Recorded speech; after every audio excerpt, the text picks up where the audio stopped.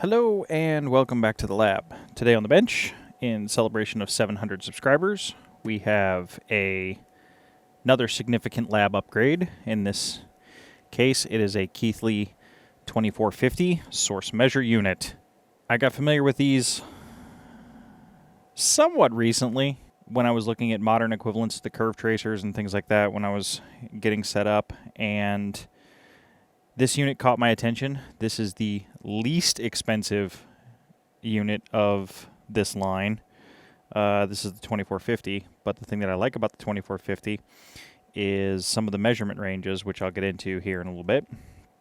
And it'll partner nice with the 2281S that is right up there. And this is actually the reason it's not in a box and I don't have a big Keithley box on the shelf is because this has been quietly running in the corner of the lab for about a week and a half, generating some interesting information. Another YouTuber and I have been talking about batteries and discharge curves and battery simulators, especially based on my 2281. So I needed to be able to make some battery curves, things like that, get some discharge curves to go into it because I have a need to do some button batteries and things like that for some projects for my wife. And everything that was in the 2281 was rechargeable, so I needed to generate some battery curves. We also got talking, so Mike, who I will leave a link to the repository below, has been collecting the battery curve information that he's been generating and I have been generating. And he's posted that into a GitHub repository. So I'll post a link to the GitHub repository if anybody's interested in seeing the battery curves. I've done a button cell, but I'd like to redo that one and do a better one. It was a 2032. I've also done a 9-volt, a 6-pack of AA's, a 3-pack of AA's, and a 4-pack of AA's. All of those I'm going to integrate into the 2281S. And the other thing immediately that I have planned for this is in a future video, but shortly coming future video, I'm getting a lot of questions about electrolytic capacitors, so I'm going to do a deep dive into electrolytics, what I look into when I replace them, things like that, and going forward from there. So that video will be coming shortly, especially now that I can put this on the bench. So to look at it before I turn it on, we have standard front inputs, banana jacks, and this has the same layout as the 7510. The 6500 is slightly different than this, but they run all the same OS. So the look and feel of these units is very nice. On the back, we have BNC connectors with 3 pins. So there's a pin here, pin here, and pin here, which means these are triaxial BNC connectors. So I do not have any cables that I can go into these yet, but the reason they're triax is because this can read down into the 10 femtoamps of current, and it can read up into the tera ohms of resistance. And actually doing the measurements when you're talking about those types of that many zeros in both directions, charges go everywhere. It has a hard time holding up. I've put the interlock in, so this one's bypassed. This will give me the full 200 volts out of it because I have the interlock in. I am planning on, for sure, getting at some point the 1 kV version of this, and I would also like the high current version of this as well, but I don't have those yet. We have some TSP link, Ethernet USB, serial out, GPIB. I'm actually going to hook this up to Ethernet, so be able to talk to it through the computer, because I do want to start getting some computer interfacing with some of this equipment, especially now that I have 2 meters. Actually, the Rigel scope has an Ethernet connection. I do also want to get GPIB up and running, so that's future plans for the lab as well. But as I ratchet up the shock hazards. Some of this gear running 1,000 volts plus. As people will see when I record the lab tour, there's quite a bit in the lab that can generate a kV plus. Actually, now that I'm looking around, quite a bit that can generate a kV plus. So I'm debating on doing a true interlock system for the lab where I have a key that if anybody's in here, they can't inadvertently turn on something that's a shock hazard. So if I pull this out, it'll limit, I think it's 50 volts. I'll have to get the manual out. I do believe it's 50 volts is what this will limit to if the interlock's not put on. With the interlock put on, this will go to 200 volts. It's a nice power band for this particular unit. When you compare this to a 2281, this is incredibly light. The 2281 is ridiculously heavy for what it is. Let me get the power turned on, and then we'll give it a start. Okay, ready to start the unit up.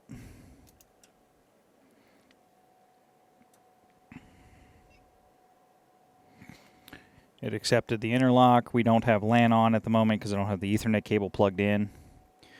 But here's the start. So in the beginning, we're looking at a display reading of nanoamps and millivolts. So to do,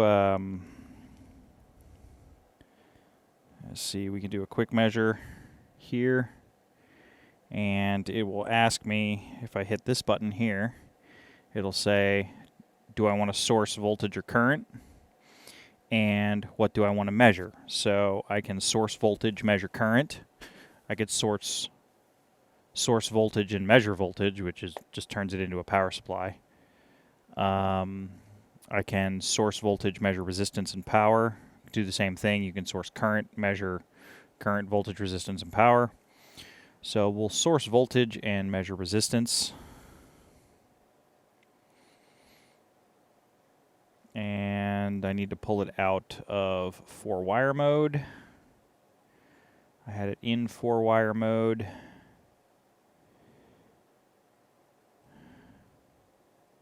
We'll do 2-wire.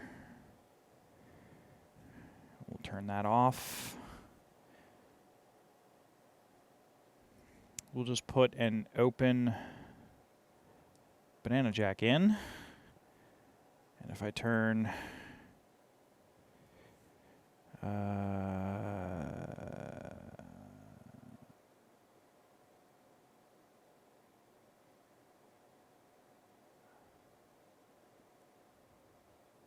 we'll give it 200 volts. And now what we're measuring is, because we've got 200 volts, it's trying to push 200 volts into this BNC connection in 2-wire, and it's an open BNC connection. We're reading in the 6-7 tera ohms. So it's measuring the leakage resistance across the plastic in the connector. So, and it's because it's can measure so sensitive currents that we can get these numbers. It's kind of treating it like a capacitor, which is why you see it kind of count up, because as this builds up charge, less current's flowing. As the current falls off, this will go high until it'll finally overflow. But incredibly sensitive unit. I also have some plans to do some leakage testing of capacitors. I have a board that I'd like to assemble that's going to require some extremely low leakage capacitors. So I need to use this so I can, because I'll be doing some very, very low leakage testing on some surface mount caps. So we're getting right up into the 16, 18 tera ohms, which is crazy. And I could put a meter on that and I'd have 200 volts across it. But it's also not sourcing a lot of current as well. If I tell it it can source more current, we'll turn off the output. We'll suppress that. That's okay. We'll give it more current. Let's give it a milliamp. And then if I turn it on, now it's in the gigohm range, but it's not even registering a milliamp. So It's just some of the crazy numbers you can get out of this unit.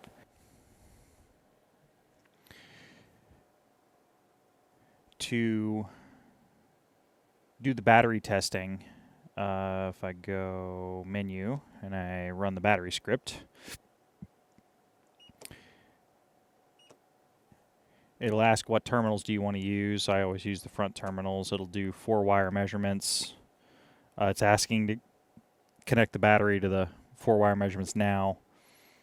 I'll say that it's going to error because it found voltage. Okay, that's fine.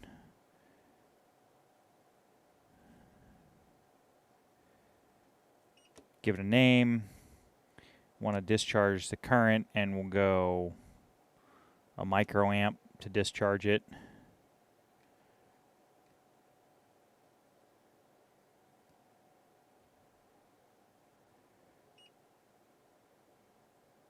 And then what I'll do is I'll start the test. Now this is going to fail because it's not going to get 100 readings because obviously it's measuring the stray charge on the BNC plug. But we'll say OK, and done.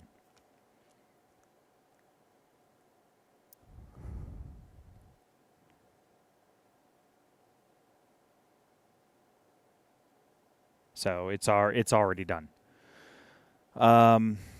But you can see it gives VOC, VLOAD, and then it gives ESR open, and it'll calculate ESR, which is what you need for the battery module. So it calculates the state of charge, the loaded voltage at whatever current you set, and the ESR based on those parameters.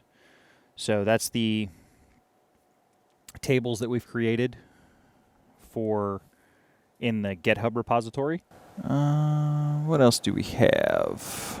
Okay, so one of the other things we can do, I have this hooked up to one of the DM502As.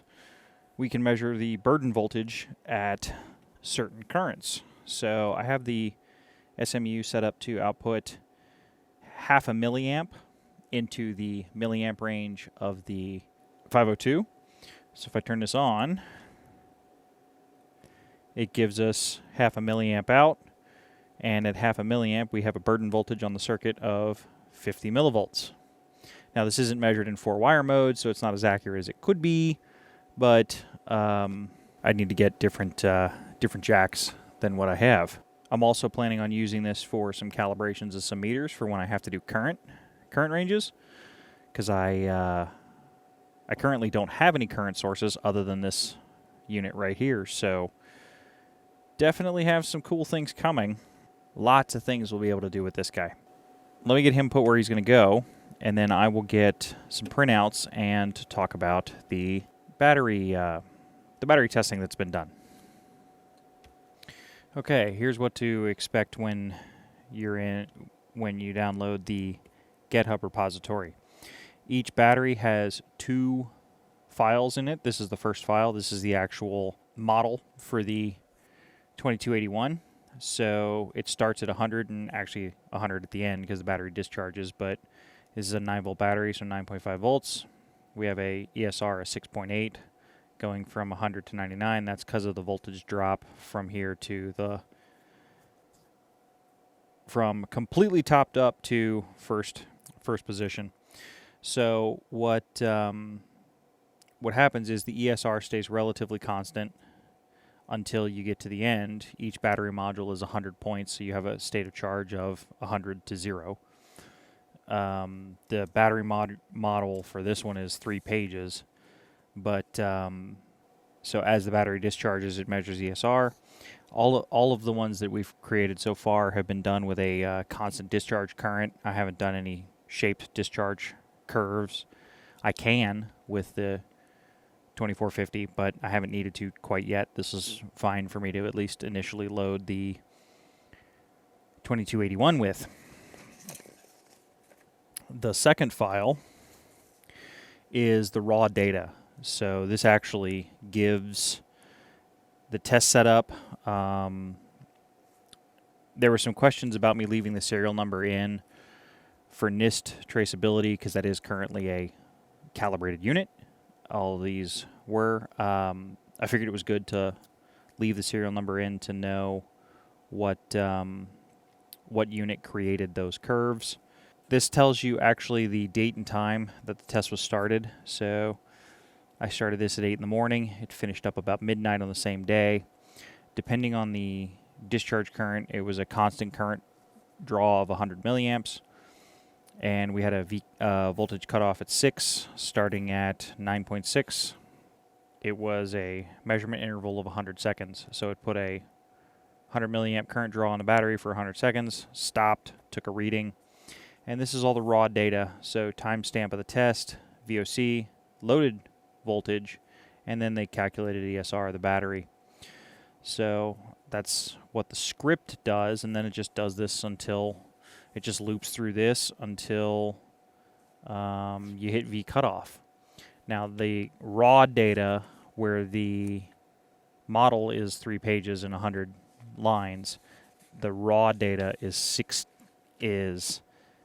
let me zoom out just a little bit, is 16 pages of just battery discharge information. So we left it in just in case anybody wanted to see what the raw data looked like.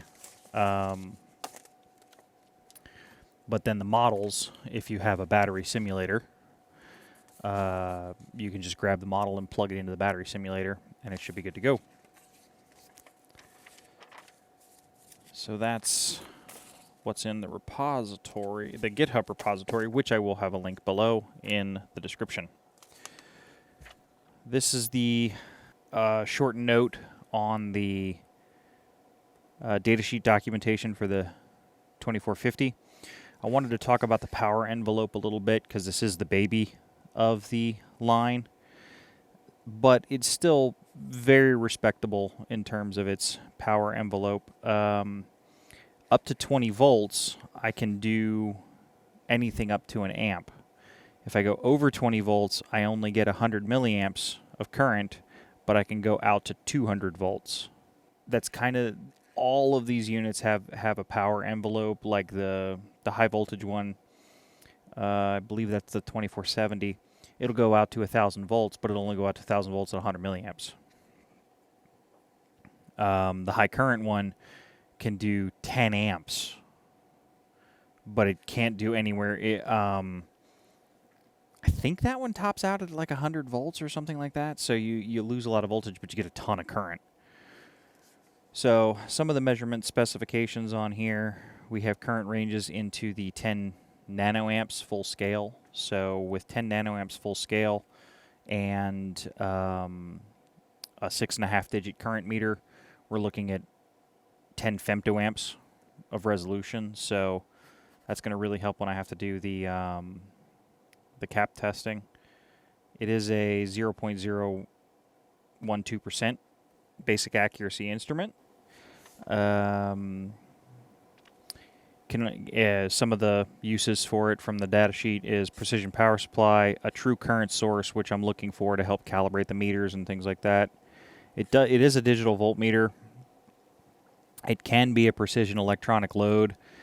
It's a little light given that I have the 2380 in the lab, so I have a DC load that is, well, it's less precise, that's for sure, because the DC load's 4.5 digits, not 6.5, so I get 2 more digits, but I'm stuck on an amp. So, and then it can also be a trigger controller. There's lots and lots and lots of things that having a true current source can do that it's hard to do with a power supply, which is one of the reasons why I needed this. So the 2450 will be definitely in future videos. We'll get a lot of use out of this in the lab. Looking forward to having it on the bench and having some fun with it. I am still working on part 2 of the 600 subscriber video. I am mired in shipping delays.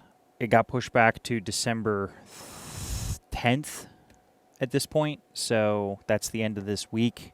So I will have that out as soon as I get the parts for that. I would say more about it, but I'm waiting on 2 core parts that without it they don't work. It won't work. So No, the 600 subscriber video was not just putting the airline in the lab. There is a reason for the airline, and there is a reason why I need that clean an airline in the lab, other than cleaning sensitive circuit boards. So I hope that'll be interesting, but I did want to give everybody an update on that, as to I am still waiting on a shipment. So fingers crossed, we'll see what happens. Thanks for stopping by the lab and taking a look at the 700 subscriber video and the upgrade we've done to the lab. The channel wouldn't exist without everybody being here, so I thank you again for everybody joining us and joining me in the lab and hanging around. If you guys have any comments, suggestions, ideas for videos, please leave them in the comments below. I read all the comments. The comment sections is wonderful. I get a lot of great feedback from the comment sections, and I love talking with everybody there. So definitely leave comments and let me know what you'd like to see, because at the end of the day, the channel exists for the viewers. So thank you for everybody being here, and especially to the patrons who help make the channel possible. And I will see everybody in the next video. Bye for now.